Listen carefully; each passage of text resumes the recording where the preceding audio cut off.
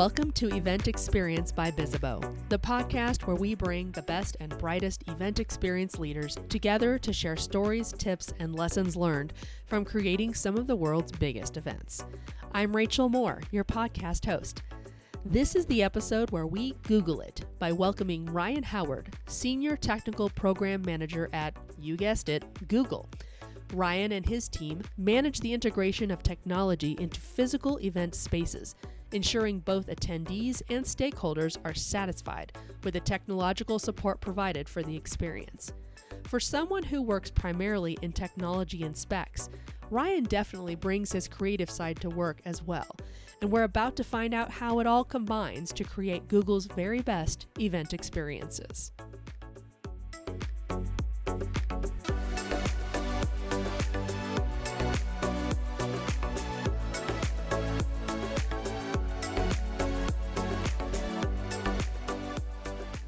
Get out your tool belts, everybody. We're speaking with someone who has over 30 years of experience in engineering and technology innovation. Senior design engineer, experiential technology design, vice president of technology for Goldman Sachs. That's always a nice thing to have on your resume. And today, even better, he is the senior technical program manager for Google. Ryan Howard, I am really happy to welcome you to Event Experience by Bizzabo. Thank you for joining me across microphones today. Thanks. Yeah, thanks for having me. Of course. My listeners are always used to me going through someone's LinkedIn profile and telling a little bit about their experience. That just really scratches the surface of what you actually do at Google. So I want to toss it over to you. And if you could share with us what exactly your scope of your role is, what do you do at Google in your role as Senior Technical Program Manager? Yeah, that title's about as informative as VP at Goldman is because of all the people at Goldman, half are VPs. It's the middle. It's kind of the same thing. So really what I do is I lead the tech strategy for our event spaces globally. We have many, more than 50, less than 100, let's say. And these are pretty advanced spaces that have technical operations teams, and they host all kinds of events for our business units. It's a really key part of how we go to market to our customers. And so I work across PAs, which is our term for BUs, business units, and help define what it is we need to be building, what capabilities we should provide, and how we keep all of that going and make it more and more effective and efficient. And then I also am a co-lead at Google Experience Institute, which is a thought leadership forum we have with internal and external partners. And we do a lot of research and development and explore the future of event experiences. We have actually covered Google XI on this podcast. I think just last year we had Naomi Krellin on, and she was sharing about a partnership with Google XI at IMEX Frankfurt. So that was super interesting. So really keen to learn. There's another aspect to that and someone who's had hands in that. We're going to get into some get to know you questions. I always like to ask these of our guests so we can find the human behind who we're talking to here. Can you name an item that you forgot for a work event that caused you a little bit of panic? When I was at my previous employer and I was doing a lot of work on a project in London, I got into the customs line. I was like, why is my backpack so light? I realized I'd left my laptop, my company laptop, at the office. Oh, no. So then I had to decide what to do. And I realized I'm going to go back in a month. So I'll live without it for a month. Oh, wow. How'd that go? Did you live without it fine? I did. I survived. Luckily, the way that place worked, I could deal with it. But I did have a real strong moment of panic. Yeah, understandably. That we've all been there. Is there anything that you're listening to, watching, or reading these days that you can't put down? I'm looking for the next one. I like to read for escapism. I listen to a lot of music. I watch TV shows and certainly binge stuff. But I think I just finished the whole Slow Horses series by Mick Herron, which was a lot of fun to read and easy to escape into. And I get stuck on one author. I like their style or the world that they build, and I just want to keep going there. And so that was probably the biggest one. I also get obsessed occasionally with a particular new album or artist I discover and get stuck on that for 6 weeks. But I'm a little between people at the moment. Gotcha. I will recommend, we ask every one of our guests this. There's a whole long list. We should actually put that together at Bizzabo. What are all of our podcast guests recommending for podcast listening, for binging, watching, and for reading and stuff like that? Is there a particular social post or piece of media or a hot take about events maybe that you found interesting? I have to say, I spend most of my time with my head in the sand around social media and the event stuff. I probably have been on far more podcasts than I've ever listened to. And that's low single digits that I've been on. Yeah, I don't know. I don't really, You I don't know that imbibe. sounds, I don't imbibe. I know that sounds ridiculous. It doesn't. You're not alone. We've had a few of our guests that said that too. They're like, when am I supposed to do that? I've got life over here. So Right. makes sense. And I feel part of it too is like crazy information hits us all day long, any day. And I just feel like that sort of like moment of, oh, wow, that is totally different is just increasingly rare. Yeah. Sadly. I'm glad we're having you on as guests because obviously we range through all kinds of event topics here on this podcast. We have guests on with different specialties, and we always try to have different focus. And this is a wide ranging podcast and really can tackle all the aspects of event design and activation and experience. But at the bottom line of all events, tech is the thing that makes it successful or not. It's super important, more important than some of us might like to admit. And it's always the thing that can make or break the event. Can you guide us through you and your team's role in the events that you help support? Sure. So my team is focused on really like technology enablement of real estate and that events happen in. So I talk about it like we're not necessarily making the movie, we're building the movie studio. Like literally the studios you shoot in, but also the business around the studio. And so I think that's what we do. Specifically, our team is involved in the technology, but it's a really close partnership with other real estate teams and operations teams to make sure that suite of services happens. And then that powers thousands of events in those spaces globally every year. A lot of what we're trying to understand is what are the businesses looking for when they meet with their customers and what kinds of events are they having? What are their objectives? What are their outcomes that they're looking for? How do we enable that through the right services and the technology that enables those services or powers those experiences? So there's a big range of what that means. There are just the very theatrical kind of spaces, but there's also executive briefing center kind of spaces. There are more brand oriented sales spaces, things like that. So it's pretty diverse. I think that's one of the interesting things about Google is we have a lot of diversity and a fairly large fleet of these kinds of spaces and environments. And our team is one of several that are involved in this. So it's not even all centralized in one spot, which is another very kind of googly thing. Do you have a favorite kind of space that you like to work in, like you have your team work in, designing the technology for the real estate you're going to be occupying for an event? I'm not sure if I have a favorite, but I definitely have things I like more than others. And my responsibility is absolutely in the area I don't dislike the most, but not in the area I prefer the most. So like anyone, I'd rather be more involved in the super high creative spaces where there's a lot of really just narrative and storytelling. Yeah. But my area of focus is more on those big event spaces that are relatively agnostic of what the brand and business is and have to change every day. So it's interesting because it sets up a different set of challenges and opportunities. Sure. But it's not as much of like I get to go down the creative rabbit hole like I have in the past when I've worked on more just brand specific environments. And I have a colleague who leads that portfolio of work. Nice. Have you had an opportunity yet to do something in the Sphere in Las Vegas yet? No, I've heard a bit about it. Yeah. Like if someone were to come to you today and say, hey, we're going to have you do help with an event, support an event, it's going to be in the Sphere, what would you think right out the gate? Why? I think what they've done is pretty amazing. And I really respect the challenge they took on. I think both from a technology standpoint and from a business standpoint, it's fascinating. As we talk, this will probably become really apparent, but certainly like the thing I have invested in more and more over the last 5 or 10 years of my career is not about that spectacle and that edge of it, but more about the middle ground where I feel like there's the most potential impact and there's the most opportunity to raise the bar. So that's kind of where my focus has been. And I sometimes struggle to get excited about yet another spectacle, but I think that's there for entertainment. And a lot of what we're doing is not entertainment. So I think if they're like, we're going to have Lollapalooza there, I'd be like, cool, let's go do that. No, that makes sense too, because I would think And if any CEOs or decision makers, if this is wrong, you can find me on LinkedIn and say, you were wrong about this. I wonder if some of them just look like, oh my God, we need to have an event in the Sphere, because they just see it and it's big and it's flashy. And instead of thinking, wait a second, is that the right venue for us? Do you have a lot of input into that? Do you like help guide that decision? Yeah, I'm definitely part of the conversation, not on an event by event basis, because we're focused on that, what I refer to as the ecosystem of spaces, people, and technology.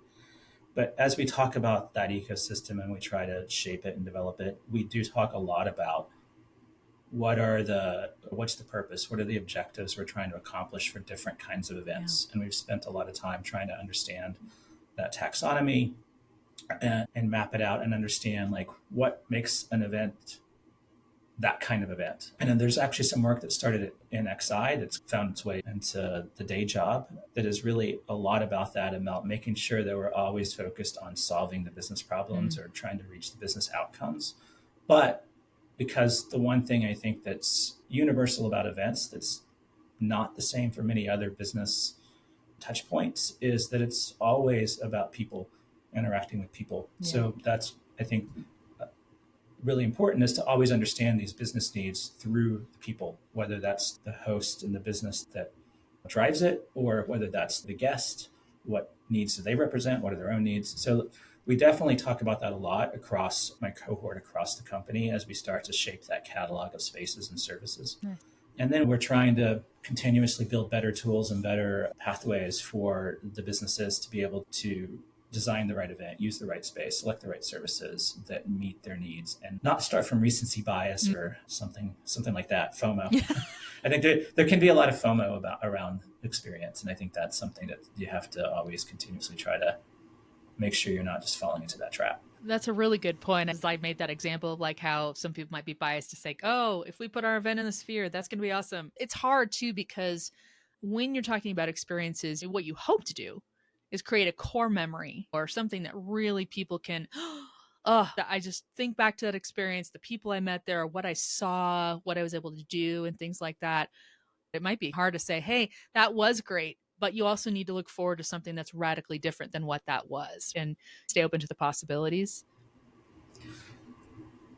I often find myself slightly out of step with a lot of other experience design professionals on that topic. So part of it is I see all of this, and I said earlier, my day job focuses on not the area I dislike the most, but it's not the area I love the most. That's a spectrum, I think, of everything from one-on-one or focus time to one-on-one, very intimate collaboration and conversation, to something that's more structured and narrative based, like the typical event or a presentation or something like that. Any kind of somebody on a stage talking to an audience, to something that's much more self-directed and open-ended. And I think all of that deserves experience design, and all of it deserves the same level of investment in clear, strong design skill and design and application design methodologies and trying to achieve the right thing. And there are different objectives along that path. So I don't think being memorable is a universal outcome, a universal objective. I think the objectives are different, and having great memories or spectacle that like really seats the brand in your mind, all of those things to me are strategies we can employ, but they don't apply to everything. So I think it's distinguishing and not getting caught in like the tool as the purpose, or the tool as the objective. The tool is the tool. And I think spectacle is a tool, and it can be a really powerful tool. Novelty is a really powerful tool. But often it might be that we're trying to create an experience that facilitates knowledge transfer and learning. So maybe we don't want to create a spectacle, and we need to approach things in a different way. For me, I try to be kind of ruthless in making sure that we're asking the right questions and focused on the right objectives before going too far down a design path. Yeah. And I want to tag back to, this isn't just you we're talking about your team. And we're kind of alluding to, you don't make any of these decisions in a microcosm. You're having to collaborate. Can you talk a little bit about that? Who your team collaborates with, how those partnerships and stuff, who are you coordinating with to make sure this all comes off? Sure. There are a few really key other teams that we have to align with on just for these event spaces that I'm talking about, that I have some responsibility for. There's a real estate team that really helps shape the programming of the space. How big is it? How many does it seat? What kind of theatrical kind of environment is it? Is there a green room? Those kinds of things. There's an operations team that shapes the services and the level of services and what kind of event can this host. And then we're shaping the technology stack. There's also other teams that really are responsible for all of the tooling around the event in terms of management of the event and things like that. We are really shaping the technology, the experiential technology stack, if you will. A lot of it's broadcast or theatrical tech, but it's really about directly shaping the experience. There's also all the other tooling that facilitates all these other sort of operational capabilities. So all of us need to participate in that and take our lead from what the businesses are really needing. It's never finished. We're continuously evolving that and trying to get better at it. And there's also a real challenge of, especially in a company like Google, of bridging the subject matter experts who have a huge amount of context about what we're doing. Yeah. And then you go up a level or two in leadership and the context is totally lost. And it's buried in all these other much larger macro problems for the company. And so sometimes explaining, somehow translating that minutia into actionable decisions and choices by leadership can be a real challenge too. It's very much about coalition building and a consensus building is the way I usually talk about it. Yeah, I love that term you just used, coalition building. I would imagine a lot of our event professionals listening are like, yes, nodding along to like, that would be great to have more of that, right? Yeah, and it's not just event professionals that are involved. It's funny because I don't really think of myself as an event professional. Right. I have come from this other technology space. I think of myself closer to the experience design world, but even that, I'm not a pure experience designer. Megan Hinchell, who is the visionary behind XI, is one of my key partners. And she's truly like the consummate event professional.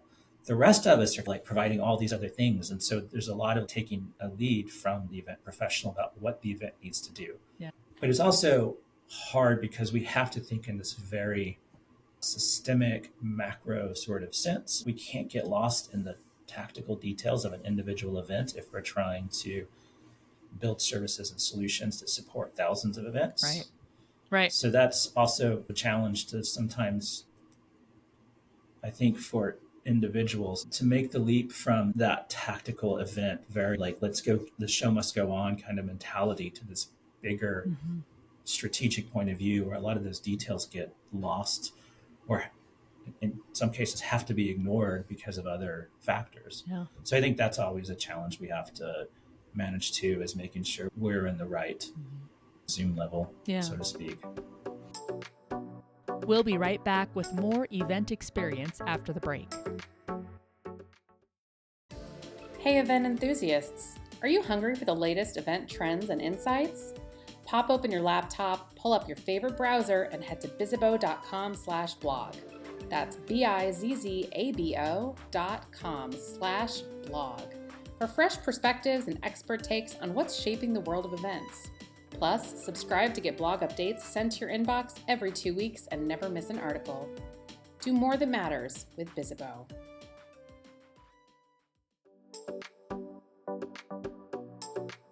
We're back as Ryan Howard from Google is about to share some of the work his team is most proud of.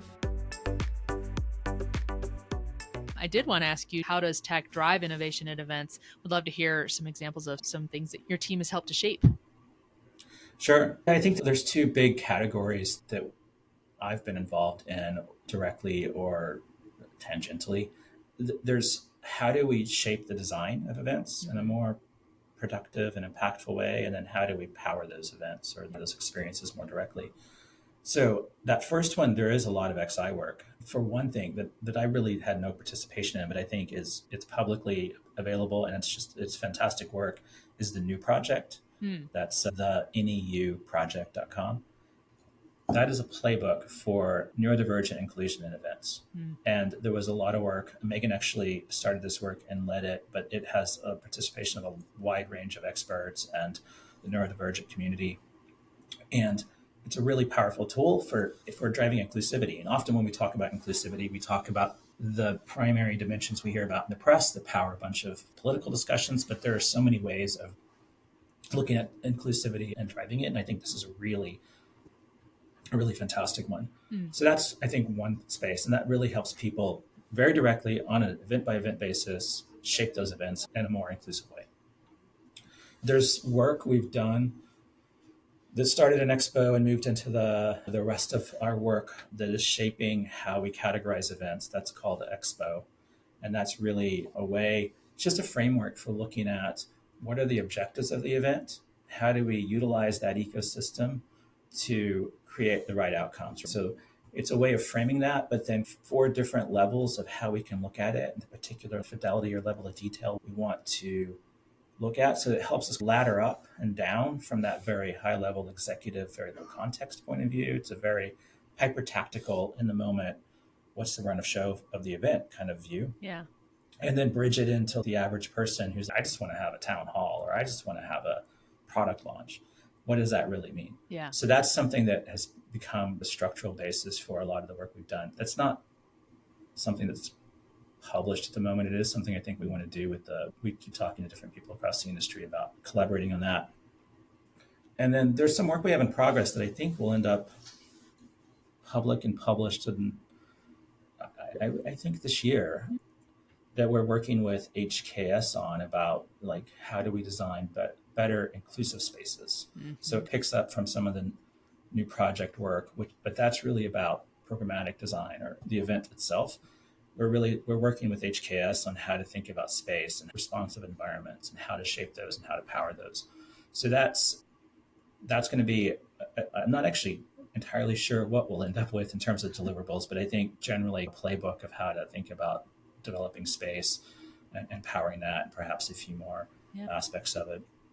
And then as we get into actually powering the experiences, we've been looking at that responsive environment thing for a while because it's a really powerful way. It's a really powerful strategy for enabling inclusion. It's a really powerful strategy for making environments very flexible to adapt to different programmatic needs, our event needs. And so we are developing a CMS with Tate, who is actually the developer, and they're taking that to market, called Feltboard. Yeah.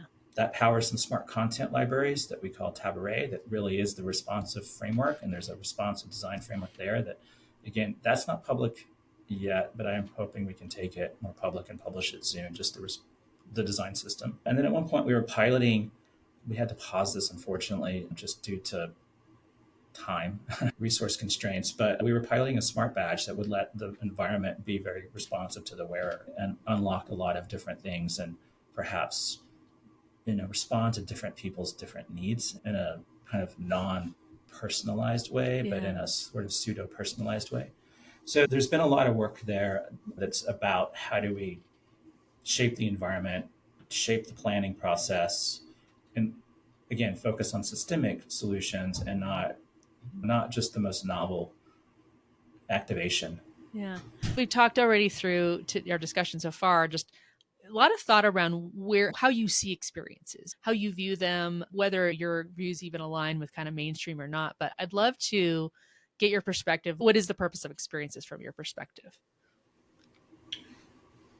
Yeah, I think we're going to have experience all day, every day. That's what it is about, is we're human. And that's one of the defining characteristics. It's a choice between a designed, an intentional experience or an unintentional, accidental, organic, whatever experience, right? So I think we're really talking about how do we try to intentionally shape experiences for some particular purpose. I think where we have to start is, okay, why are we shaping it? In the past, in fact, at our XI Days conference last year, I talked about the difference between a roller coaster and an executive town hall. Two very different experiences, two very different purposes. And the roller coaster, why is that experience there? It's there to thrill. But what's behind that thrill? Revenue. Right. So as you start to think about how you measure the success of that, you can measure some very humanistic aspects of it, but you also are going to measure how much revenue are we driving? And it's not, it could be ticket sales. It could also be concessions and things like that. And when you look at the cost of a roller coaster versus that return, that's how you calculate it. Yeah. When you look at a town hall by an executive, what's the purpose? And it's usually about some sort of transparency and communications of strategy and It doesn't cost nearly as much as a roller coaster, hopefully. But how do you measure the return? What is the return? How do you measure that value? And that purpose question, once you start pushing past the baseline assumptions of why we have experience design, it opens up this really interesting set of questions around how do we value experiences. And as we started to explore that very question in XI, what we kept coming back to was like, you first have to really understand very clearly what is the purpose of this experience? What outcomes is it trying to achieve for the individual? Like for the individual who's going to have the experience, whatever social or business representation they embody. And then for the people who are creating the experience, what are we trying to achieve? So that's why I think purpose is so critical to constantly understand and keep in mind, because it really shapes how should we invest? How should we, like, what are the creative opportunities? What are the creative constraints? I think constraints are super important to designers. All great designers, they love to start with constraints because it forces you into better design pathways and opens up actually innovation opportunities more than just any kind of like, you can do anything kind of mode. Yeah, I think purpose is just, there isn't a purpose of experience in general. I think experience is always happening. So it's a matter of what are we trying to shape and why are we trying to shape it? I'm sure people, when they put on a tunnel, they're like, we want it to be as exciting as a roller coaster. It's okay. Good luck with that. But you're right. It's a bit nebulous to try to measure that return. I want to bring us finally to, I know I've teased it out. Talk to us about Google XI. What's your take? Yeah, I mean, Megan is absolutely the visionary behind it, but one of the really great things she did is she brought other people in to collaborate right away. She's still involved, but people like Naomi are also equally influential and working with, especially with the external community right now. Mm-hmm. So when it started, and I was one of the kind of founding participants, we went through a phase of some research and discovery and trying to decide what we wanted to work on. This was all during lockdown, so it was in that sort of strange mode of, will we even have events in the future? Kind of. And we went through that. We came out with some priorities, one of which was that how do we measure success question. The neurodivergent question was part of that. And we went into some things. And then, I don't know, 2 years later or so, we held a conference. And as we started to design and plan that conference, which was 3 days at our Pier 57 Event Center here in New York, we started trying to think about what was XI really, like what had it turned into. Yeah. And Megan hit on this notion of alchemy, and that basically we were working like alchemists. And I think it's a great analogy because alchemy comes out of a bunch of crazy wild thinking, just in some sense, just try anything kind of experimentation, seeking this super aspirational, hopeless cause of transforming things into gold. But through that, it somehow turns into modern science. And so as we start to think about the conference next year, I think what we're looking at this is that actually XI's role is to be stuck in that constant mode of moving from alchemy to modern science, and to be very open-ended and crazy and aspirational, ask crazy questions that are not attached to our day jobs. But then at the same time, try to figure out as quickly as possible, how does this become useful and how can we go try to use it somewhere more practical? So I think that's what's really, for me, that's what's really interesting about it. It's an opportunity to get away from the constraints of corporate life and having to prioritize work, and to ask big questions and try big things, and to get outside of our normal partnership community and into a wider range of things. That we talk to other end users, we talk to many different agencies and other sort of thinkers from a wide range of places. And it's a fantastic way of just keeping the creative energy and the intellectual energy high. Yeah. When the reality is, like, we all have relatively banal jobs. Right. When you get down to it, most people, even if you're working on the coolest events in the world, at some point your day job, you're like, I'm just ready to move past this particular task and get to the next one. Always. So there's always that, right? Yeah. Yeah. That sounds really cool. Like you're almost calling it like a crucible where you can develop the new ideas that are going to become, like you said, science. But in the meantime, they're test and try and see if it blows up in your face, or it's, oh, we did, we made gold again. Yeah, amazing. The more it explodes, the more successful you are in this particular case. That's a great pull quote. We're definitely using that. Quick question, projection map. What do you think? Yes or no? Yeah, I threatened to ban projection mapping from stuff. It's just, it's a joke for me because I just see it in every pitch. And yeah, it's a tool, but it has a purpose. But there are things I just get tired of. I get tired of seeing. Like, it can be used, but like, it's almost a running joke in certain parts of, with certain colleagues anymore. Do we need to projection map on the moss again? You're like, maybe not. Which goes to my point of don't be afraid of the null, but also don't chase novelty, because sometimes, usually what people think is novel, it's not that novel. Yeah, exactly. Bright and shiny object to you, but maybe not widespread. Finally, easiest question of all, where can our listeners find and follow you online? LinkedIn is the easiest way to probably find me. I don't participate on the other stuff very much. I lurk, but not otherwise. And even that's true on LinkedIn. But yeah, I think it's Ryan Howard NYC for LinkedIn. And then for XI, we have an external email. It's xi-external@google.com. Yeah, so you can reach out there and ask more about the XI community and anything that we're working on in that space.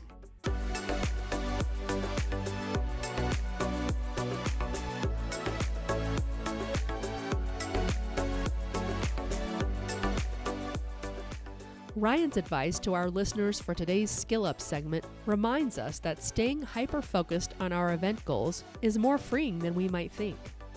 Be ruthless about what you're trying to achieve, because the more ruthless you are, and I say that meaning try to be as articulate and precise, and then lean into that. It unlocks more than it blocks, is what I found. Thanks again to Ryan Howard for joining us on Event Experience, and thank you for listening. If you're enjoying the show, we'd love to hear it. Connect with us on social and subscribe, rate, and review us wherever you're listening. Also, don't forget to share the show with your colleagues and friends. You can find transcripts of each episode and key takeaways on bizzabo.com/podcast. On behalf of the team, thank you. We'll gather again soon for a new episode of Event Experience.